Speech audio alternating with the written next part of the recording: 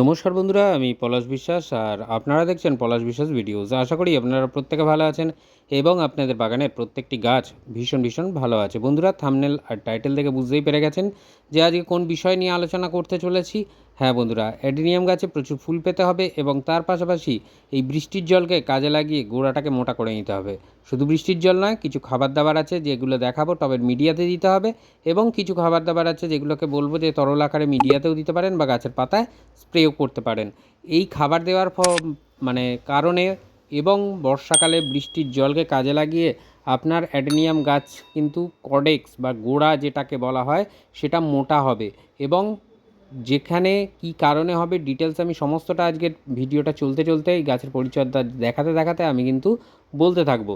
তো সেই মতোভাবে আপনারাও করবেন, আপনাদের গাছেও ঠিক এইভাবে ফুলে ফুলে ভরে যাবে, ফুলের আকার বড় হবে, রং ভালো হবে এবং তার পাশাপাশি গাছের হেলথ খুব ভালো থাকবে এবং কডেক্সগুলোও মোটা হবে, যেটা অ্যাডেনিয়ামের অন্যতম প্রধান আকর্ষণের জায়গা বলা যেতে পারে। কারণ গোড়া যে অ্যাডেনিয়ামের যত মোটা হয় তার দেখতেও কিন্তু গাছগুলোকে অনেক সুন্দর লাগে। তো বৃষ্টি হচ্ছে, রোদ উঠছে, তো খোলা আকাশের নিচেই আমার বাগানের গাছগুলো থাকে, আপনারা সবাই জানেন। তো এই যে গাছের গোড়াগুলো দেখতে পাচ্ছেন যে এরকমভাবে মোটা হচ্ছে, তো এর জন্য যে খাবারটা আমি দিয়ে থাকি সেটাই আজকে কিন্তু আপনাদেরকে দেখাবো, যাতে করে গাছে ফুলও আসবে, পাশাপাশি গাছের গোড়াগুলোও মোটা হবে। তো বন্ধুরা, ফুল সানলাইটে রাখার চেষ্টা করবেন গাছকে, যত বেশি সূর্যালোক পায় ততটাই ভালো। আর উচ্চ জল নিকাশিযুক্ত মিডিয়া কিন্তু এই অ্যাডেনিয়াম গাছের ভীষণ প্রয়োজন, কারণ এর একটাই সমস্যা থাকে, ডাইব্যাক। কডেক্সগুলোকে এরকম হালকা হাতে চেপে চেপে দেখবেন যেন পথ না করে, তাহলেই কিন্তু পচন ধরছে, এটা মাথায় রাখবেন। আর যে দেখছেন যে মিডিয়াতে আমি গাছ করি সচরাচর ধরে না, কারণ সয়েললেস মিডিয়া সম্পূর্ণরূপে বালিচালার পাথর এই দুটো থাকে 80%, 20% আমি দিই ভার্মি কম্পোস্ট এবং তার সাথে মিশিয়ে দিই মানে জৈব কিছু সার। তো সেটাই দেওয়া হয়, সেটাই থাকে টবের মিডিয়ায়, এবং খাওয়া দাওয়া গাছ এইভাবেই করতে থাকে। একদম যখন ফেব্রুয়ারির প্রথমে রিপোর্টিং করি তখনই কিন্তু মিডিয়াটা এই রকমভাবে করে দিই। তো এই যে গাছগুলো দেখাচ্ছি এখন ছোট্ট আকারে, মানে ছোট গাছ একদম। তো এই গাছের কডেক্স মোটা করার জন্য আজকের যে ব্যবস্থাপনাটা আমি করব বা খাবার দাবার দেওয়া দেখাবো, সেগুলোই দেবেন আপনারা। কতটা পরিমাণে, কিভাবে, কতদিনের ব্যবধানে দিতে হবে সবটাই দেখিয়ে দেবো। তো এই যে দেখছেন আগাছা কিন্তু তুলে ফেলতে হবে, যে কোনো গাছ থেকেই হোক। কিছু গাছ আমার 6 ইঞ্চি টবে আছে, কিছু 4 ইঞ্চিতে আছে। তো যেটা বলবো বন্ধুরা, যে খাবারের পরিমাণ বলুন বা যেটাই বলুন না কেন, জল দেওয়ার একটা ব্যাপার থাকে। বর্ষাকালে তো খোলা আকাশের নিচে থাকে, র্যান্ডাম জল পায়, কিন্তু যে সময়ে আপনারা গাছকে রিপোর্ট করবেন অর্থাৎ ফেব্রুয়ারি মাসে, তখন কিন্তু আপনাদেরকে গাছের গোড়াটা একটু, মানে মাটির তলায় যেটা আছে সে অংশটাকে একটু উঠিয়ে বসাতে হবে। তখনই কিন্তু সে সূর্যের আলো, বাতাস ইত্যাদি পেয়ে সে আরও মোটা হবে। গোড়াটা এইভাবেই মোটা করতে হয়, তুলে তুলে বসিয়ে। তার পাশাপাশি যে খাবারগুলো দেখাচ্ছে এই খাবারগুলোতেও কিন্তু গাছের কডেক্স অনেকটা মোটা হবে, ফুলবে, এবং তার পাশাপাশি আপনি কিন্তু মানে ফুলও পাবেন প্রচুর পরিমাণে। তো এখানে পটাশ নিয়েছি, লাল পটাশ বা মিউরেট অফ পটাশ। তো এই পটাশিয়াম আপনাকে টবের সাইজ অনুযায়ী নিতে হবে। যদি 8 ইঞ্চি টব হয় সেখান থেকে আপনারা 1 টেবিল চামচ করে দিতে পারেন পটাশিয়াম, বা এই যে যেটা দেখছেন এটা সিঙ্গল সুপার ফসফেট। তো এই দুটোর ক্ষেত্রেই বলছি যে 1 টেবিল চামচ করে 8 ইঞ্চি টব থেকে দিতে পারেন। তার থেকে যে কম টব অর্থাৎ 6 ইঞ্চি বা 4 ইঞ্চি টবে, সেখানে 1/2 টেবিল চামচ করে আপনারা দেবেন। আর টবের সাইজ অনুযায়ী যেটা দেখাচ্ছে এখন ডিএপি, তো এই ডিএপি দানা আপনারা টবের সাইজ অনুযায়ী দেবেন। 8 ইঞ্চি টব হলে 8 থেকে 10 দানা, 6 ইঞ্চি হলে 6 থেকে 8 দানা, এরকমভাবে মানে ইকুয়েশনে আপনারা দেবেন।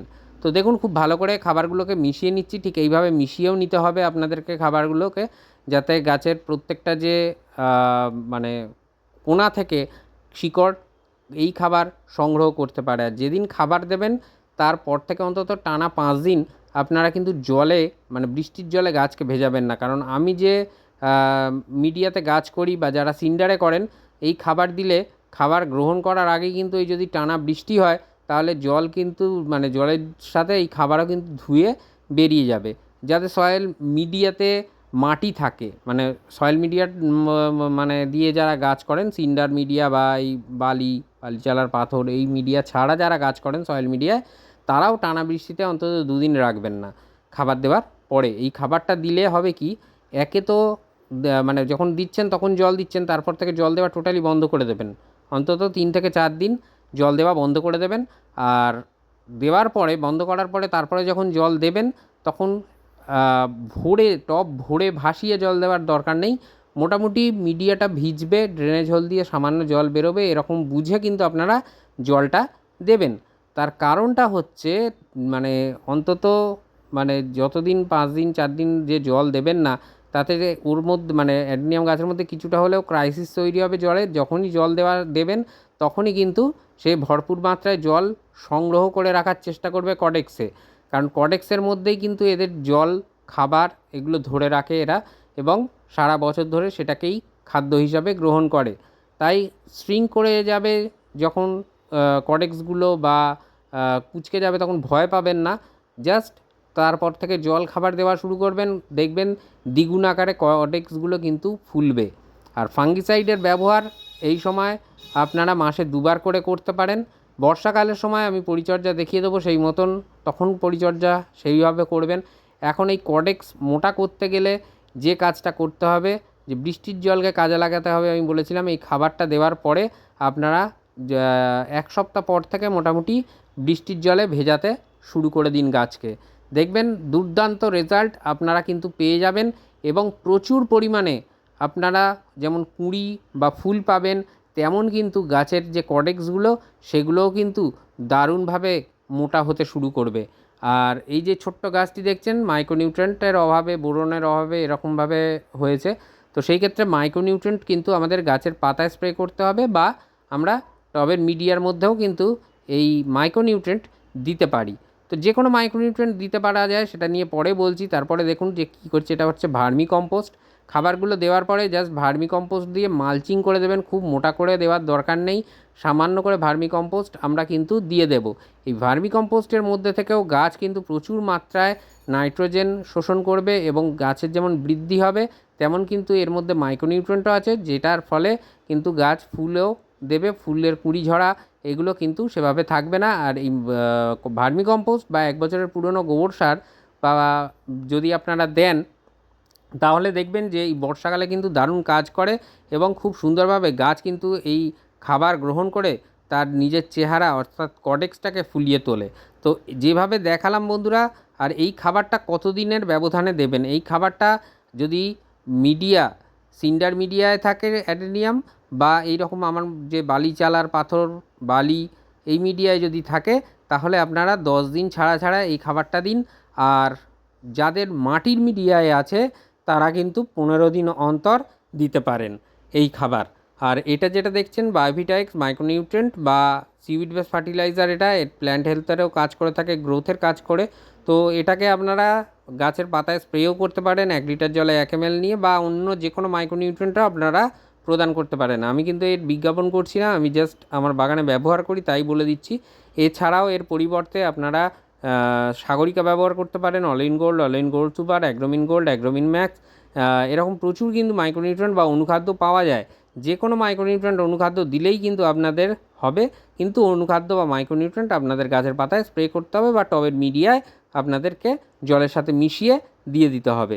তো এইভাবে যদি দেন, যেমন দেখবেন গাছের ফুলের আকার দারুণ হচ্ছে, তেমন গাছের যে কডেক্স সেটা ভালো হচ্ছে, পাশাপাশি নতুন নতুন শাখা প্রশাখায় কিন্তু আপনার গাছ ভরবে। যখন ফুল ফুটে যাওয়ার পরে, যখন হালকা করে মাথাটা প্রুনিং করে দিয়ে ফাঙ্গিসাইডের প্রলেপ লাগিয়ে দেবেন, তারপর সাইড থেকে যখন দেখবেন যে ডালপালা ছাড়ছে, সে কিন্তু অজস্র কুঁড়ি আপনাকে উপহার দেবে, এবং তার থেকে কিন্তু ফুল পেয়ে যাবেন প্রচুর পরিমাণে। যদি বলেন যে এই গাছ, এই যে খাবারটা দিলাম, এটা কি ফুল থাকা অবস্থায় গাছে দেওয়া যাবে, তো প্রশ্ন হচ্ছে হ্যাঁ, এটাকে আপনারা দিতে পারেন। তো আশা করি বুঝতে পারলেন কীভাবে বৃষ্টির জলকে কাজে লাগিয়ে গাছের খাবার দিয়ে আপনার গাছের কডেক্স মোটা করবেন, আর কিভাবে পাবেন প্রচুর পরিমাণে অ্যাডেনিয়াম আপনার বাগানে। তো এরপরেও যদি কোনো প্রশ্ন থাকে অবশ্যই কমেন্ট বক্সে প্রশ্ন করতে পারেন, আমি সবার প্রশ্নের উত্তর দিয়ে থাকি।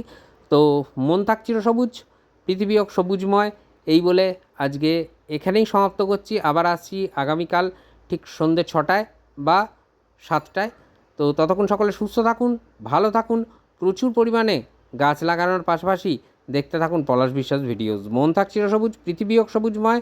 খুব ভালো থাকবেন সকলে বন্ধুরা, আর অবশ্যই বাগান করুন। Happy gardening. নমস্কার।